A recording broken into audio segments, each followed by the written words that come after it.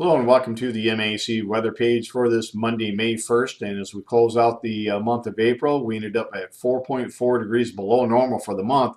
That was the first month that we've been below normal since last August. So 7 months of above normal temperatures. And I think we're going to go back into that above normal mode here as we get into May, and certainly for the summer months. It looks like it's going to be quite hot. You can see across the area this morning, temperatures mainly in the 40s. You can see precipitation over the last couple of days up around an inch once you get around I-96 off to the south, and only around a tenth to as much as a third of an inch across the northern areas.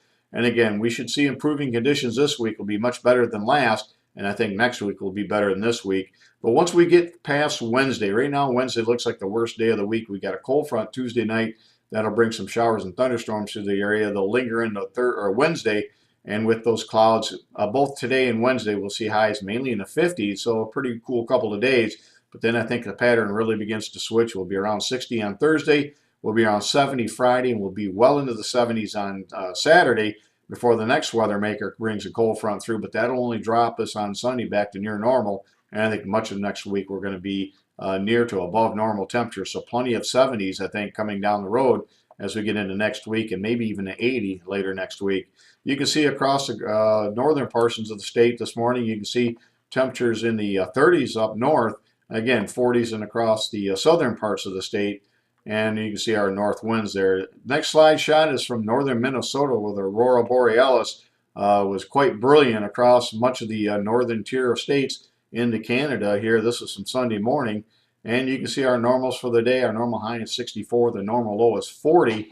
And if we look at the next slide shot, you can see some of the soil conditions around the MAC area. We should have our leaf wetness sensor here probably late week. The Blissfield soil station came in. Hopefully they'll have that installed here over the next day or two, and we should begin reporting data from that area here by midweek.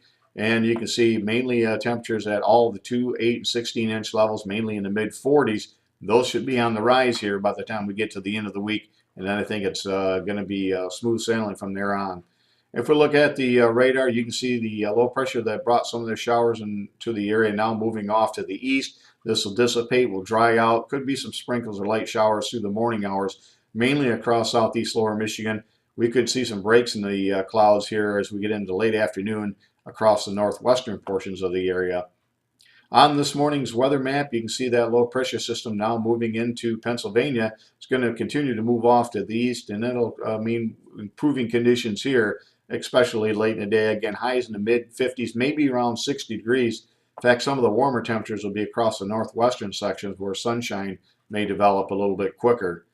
If we look at the forecast map for tomorrow, high pressure across the area. We got our next weather maker in the form of a cold front that'll be dropping into the area tomorrow night.